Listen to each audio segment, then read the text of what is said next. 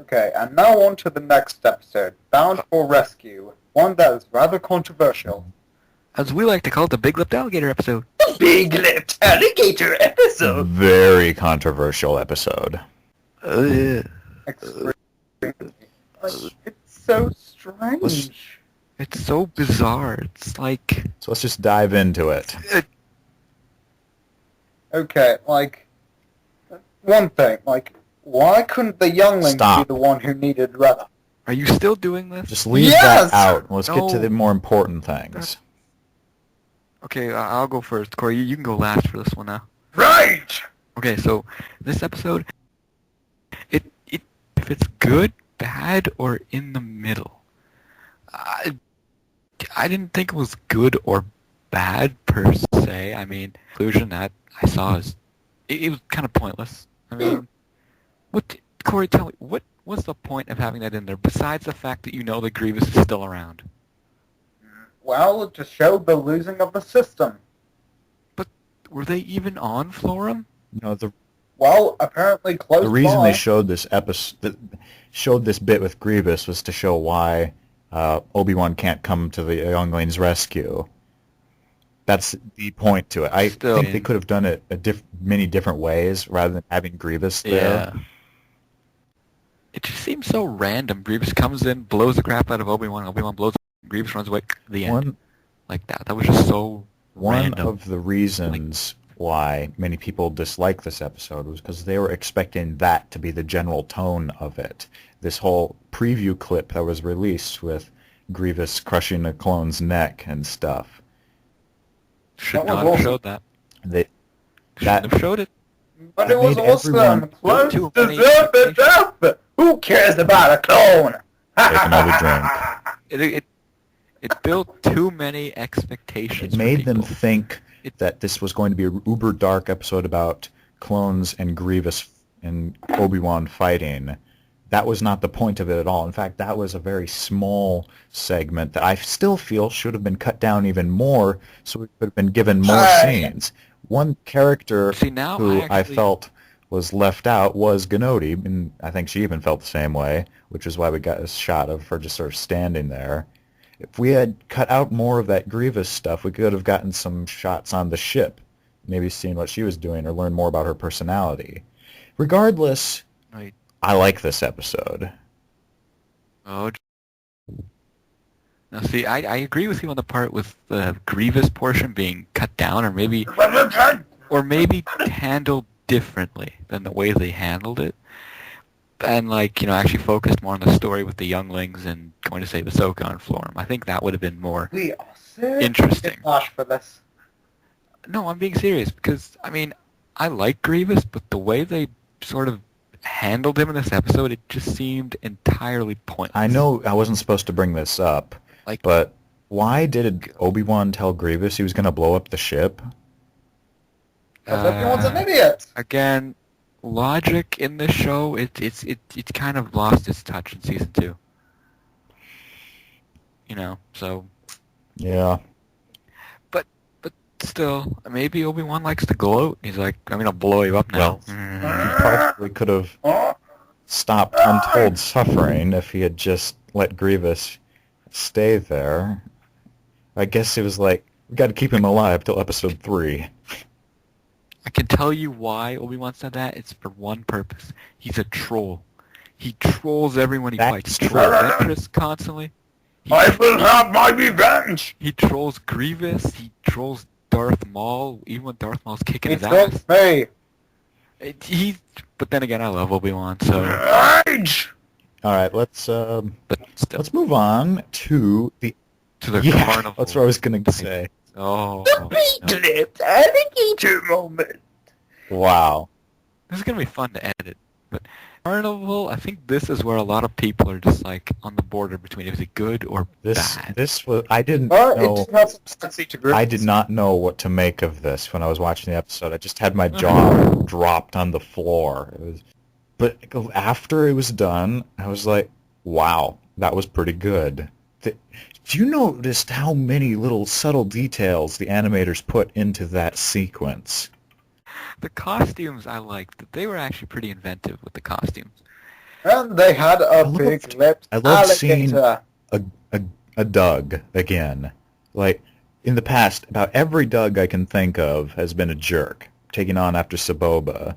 Now we got sort of a different role for him. What's his name? Do we know his name? I have no idea. We should have done research beforehand. We could put his name on the screen. Let's call him Giant Mustache Doug. I'm gonna have to put a name on the screen with the title. For now, like this. We'll refer to him as Mustache. Let's call him Giant Mustache Doug. Okay. He's Mustache. Okay, so with Mustache, Mustachio. He was a Mustachio. I like the way they portrayed Mustachio. He was very entertaining to watch. And, I don't know, it just, one of those characters is just so bizarre and randomly put there. Yeah, and I thought it was an incredibly clever way that the younglings managed to get in. At first I was sort of groaning because it was like, this ain't gonna work. But then it was pretty impressive because they know they are not physically capable of taking on all the pirates. So they found another way of getting in, and that was very clever on the writer's part. It's rather entertaining, though. And it was quite entertaining. But I think we all have to agree that Hondo, again, was the highlight of it. He was awesome. It's like, yeah. Like the part where he's in the air, like flying, and then he wipes out. That was freaking awesome. I love that scene. Yeah, I had to use it in my Big Lipped Alligator That video. scene was so funny. It practically made the whole I'm episode. laughing right now thinking about it. Yeah, like, if anyone wants to check out my Big Lipped Alligator video, it's just in the description. We're not. Alright. But that was one of the better scenes in the episode, I think. It was definitely the most hilarious one. Yeah, It's again one of those episodes you really have a hard time trying to describe. It's just one episode. You gotta love that Big Lipped Alligator. Stop that! Not an alligator.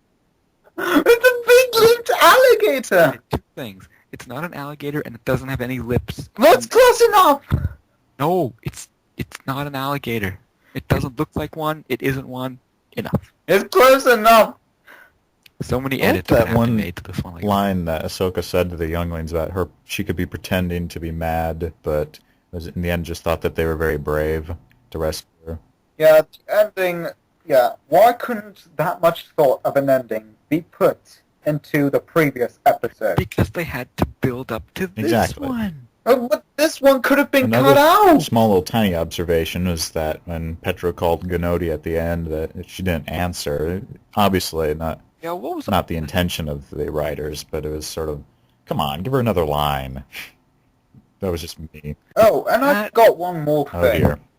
Yeah, didn't they blow up those escape pods? Like, Obi-Wan was an idiot to tell them that the escape pods were there. Like, why not just send out vulture droids to destroy them? See, he does have a point. We didn't get to really see how the battle was doing, although it looked pretty poor in the Republic's favor.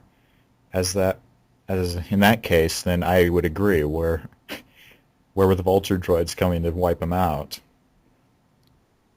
He's Grievous, man. He was cheesing it at the time. Grievous probably doesn't want to kill Obi-Wan. He just wants to win in a lightsaber fight. And have, like, bragging rights about, I kicked your ass. Give me another rematch, Obi-Wan. I shall beat you this time. He always does. Obi-Wan just cheats.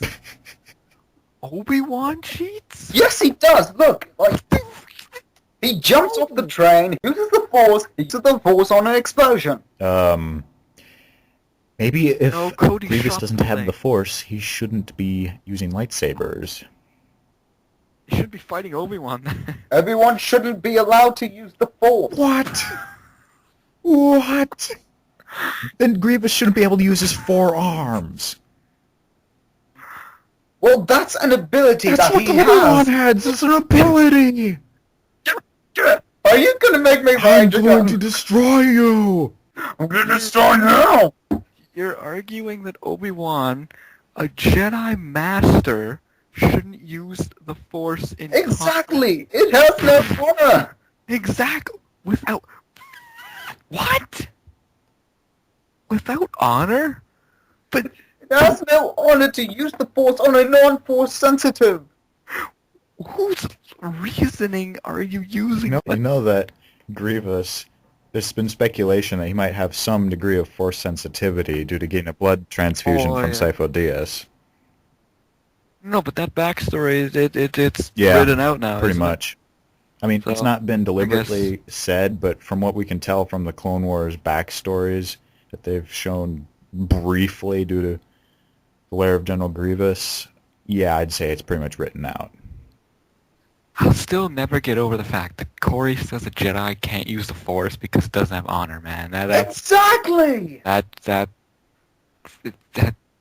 I can't even speak words to describe how much fail is in that one There's sentence. a certain You're a bullsack, Matilda. legitimacy to what he's saying, but Really? he's talking about fighting Grievous.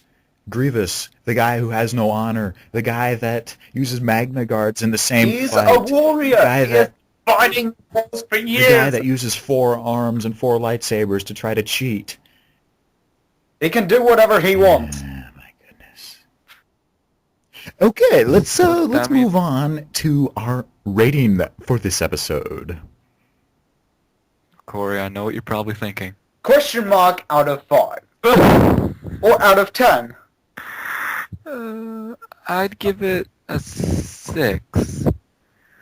I mean, the main highlights for me were seeing Hondo again, but I don't know, it's just so bizarre and randomly done. And then you had that whole spiel with Grievous and Obi-Wan and that pointlessness occurring. Yes, 6. Another thing I noticed while watching the episode was that Obi-Wan kind of got upset when Grievous crushed that clone's neck. Small little I mean, touch. he's Obi-Wan. Who cares about clones? Small little touch, but it You was don't- nice to show that he actually cares about life. And we all like Obi-Wan. They are It's just awesome. mere clones. Who cares He won't stop saying that. Ever since the Dave Fennoy podcast, he won't shut up with that line. And now for my rating. Originally, I was going to give it like a 4.7. My opinion has decreased slightly since thinking about how Gnodi was such a wasted character for that episode, as well as the random Grievous bit that was sort of unnecessary. But I still like the episode a good deal, and I know I disagree with you guys, but I happen to enjoy it. It's just one of those you either like it or you don't situations, unfortunately. So I'm going to give it a 4 out of 5. Wow. Anyone want to know what my question mark meant? At this point, I don't think it really matters. I don't think Ronan gives a crap. I'm sorry, but after the whole Jedi with the Force thing, you kind of just like lost me there. Hey! It just go. Jedi have no honor when it comes to the Force. Look, Yeah, Ahsoka, she has a all whole... the sense in the world. So now Ahsoka can use the Force, but Yeah? Obi-Wan can't. He gets special privileges. Okay, and we should end the episode right there. Or I kill Corey. So Corey, say the ending. And that was Clone Wars Weekly. And now I'm going to go destroy Batuu. Hello. Dun dun dun! I mean.